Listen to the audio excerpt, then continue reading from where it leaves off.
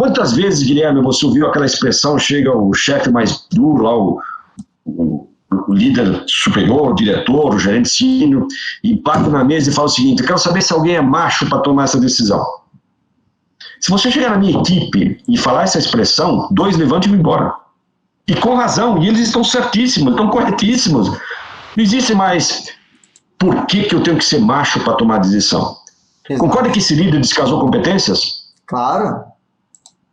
Ele não tá com o que a gente chama com o Zeitgeist. O que é o Zeitgeist? Uma palavra em alemão que quer dizer espírito da época. Ele não está com o espírito da época. Pronto, aí ele já perdeu 2 talentos. Porque ele está sem sensibilidade para entender que as formas de gerir em relação a 5, 6 anos são completamente diferentes.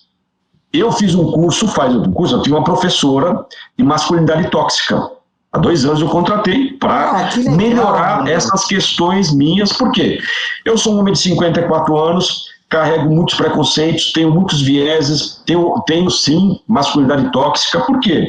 Pela educação que eu tive, pela sociedade que eu vivi, pelas escolas que eu convivi, pela religião, eu fui carregado de preconceitos. Quando eu era criança, papai e mamãe falavam o seguinte: príncipe encantado casa com princesa encantada. E hoje não necessariamente príncipe encantado casa com princesa encantada, né? Exato. Me ensinaram que as mulheres tinham que ter passado e os homens tinham que ter futuro. Eu vi várias vezes essa expressão: atrás de um grande homem sempre vem uma grande mulher. Como assim atrás de um grande homem sempre vem uma grande mulher? Ao lado de um grande homem, muitas vezes à frente de um grande homem, vem uma grande mulher. Eu passei a minha juventude toda assistindo propagandas execráveis de cerveja, onde a mulher era considerada objeto. Então, olha quantos preconceitos eu carrego ao longo da minha jornada de vida. E é natural que você tenha, muitas vezes, esses comportamentos inapropriados. Eu fui buscar ajuda porque eu tive uma overreaction em sala de aula em 2017, eu tive uma fala imprudente, de fato eu fui imprudente na fala, e o aluno teve uma overreaction em sala de aula. Sim, eu perdi o controle da sala, fui falar com a coordenação, eu passei um momento bem tenso, né? Imagino, e eu fiz uma autocrítica, eu senti que o aluno estava certo, eu achei que ele não precisava ter tido uma overreaction. Se ele tivesse falado comigo no particular, eu também ia me solidarizar, ia falar: puxa, errei, eu vou corrigir, vou melhorar. Mas ele optou por uma overreaction. Aprendi pela dor e não pelo amor, mas eu atentei que eu estava errado e falei: bom, agora eu vou buscar uma ajuda.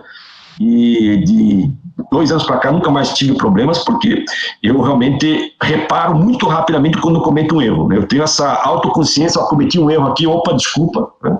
Puta, Romeu, mas desculpa até te cortar, mas eu preciso falar isso para você, que é muito legal você ser aberto para isso e ter esse reconhecimento, né?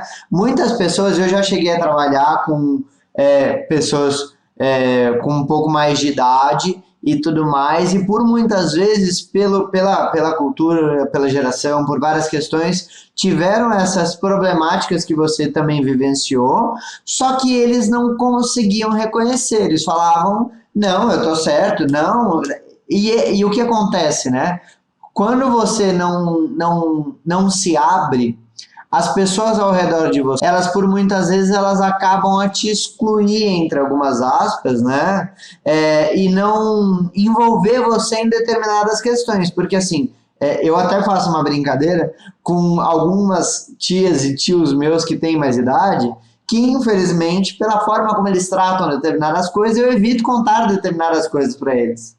Porque eles vão ter reações que eles não vão me entender, eles vão achar que eu tô ficando maluco, que eu tenho que ser internado. Então, eles têm uma determinada reação, que é bem o que você falou, overreacted, que eles não conseguem reagir a determinadas questões por conta do que eles vivenciaram e estagnaram, que é o certo. É o certo, então. Essas coisas, infelizmente, eu aprendi pela dor, mas eu sou totalmente a favor, não acredito em mimimi, é o mundo moderno, é o mundo novo que se apresenta. Eu nunca fui minoria, e agora estou começando a me tornar minoria, porque eu sou um executivo de 54 anos e começo a sentir os preconceitos em relação à idade. Por isso que eu sempre defendo stop ageism, pare com o preconceito etário. Mas eu nunca tinha sido minoria antes, nunca. né? Eu fui sempre um cidadão normal. E agora eu já sinto veladamente preconceitos em relação à idade. O headhunter já não me liga mais faz uns 4 anos, porque ele vai lá no LinkedIn e vê que eu tenho mais de 50 anos, ele não me conhece, ele fala, esse cara não tem condições de trabalhar na nova economia, não entende nada de digital e tal. Claro que eu tenho uma rede de relacionamentos que me dá conforto, mas o headhunter não me liga mais. Quando eu chego numa sala de aula, os primeiros minutos, eu sinto veladamente um preconceito. Que esse indivíduo, esse professor aí, com 50 e poucos anos, quase 60 anos, vem dar aula digital, né?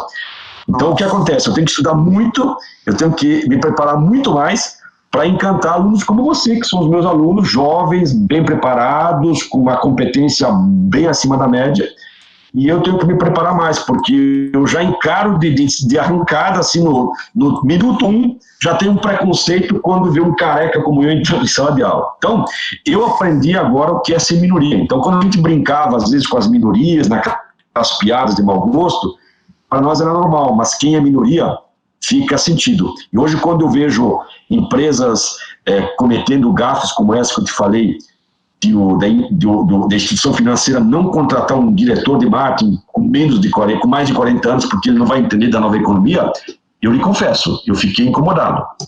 Eu fiquei bastante incomodado. Não, eu imagino que é complicado, não tenho muita noção de como na prática a gente pode pensar nisso, mas uma questão que eu tenho para refletir junto com você aqui é o seguinte, hoje é uma infelicidade isso, e eu espero que eu não esteja sendo injusto, pelo amor de Deus, eu não se ofenda, tá, Romeu?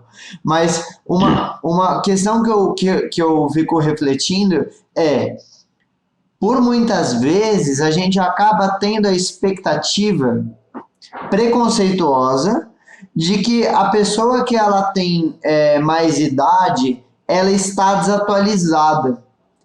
Equivocadamente, a gente pensa isso, né? Totalmente equivocadamente.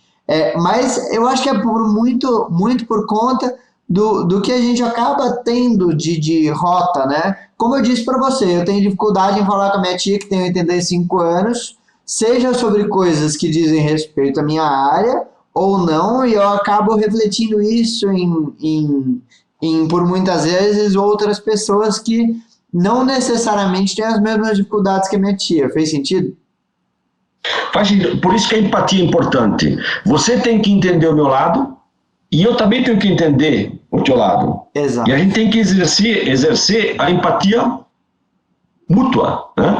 Claro que eu também vejo muitos executivos da minha geração, e aí eu faço uma meia-culpa, Guilherme, que também descasaram competências e, de fato, não conseguiram entender esse novo zeitgeist, né, esse espírito da época.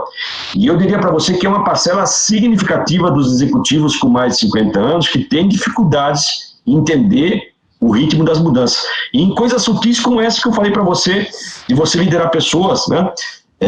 Eu comecei a minha carreira, a vida toda, liderando pessoas muitas vezes pelo crachá, né? Sou gerente, sou diretor. Hoje eu lidero pela inspiração, pelo bom exemplo, pela conversa, pela minha humildade, pela minha vulnerabilidade em sentar lá com o meu time e falar, pessoal, não entendi isso, será que vocês poderiam me ajudar a entender e ver como é que eu posso contribuir?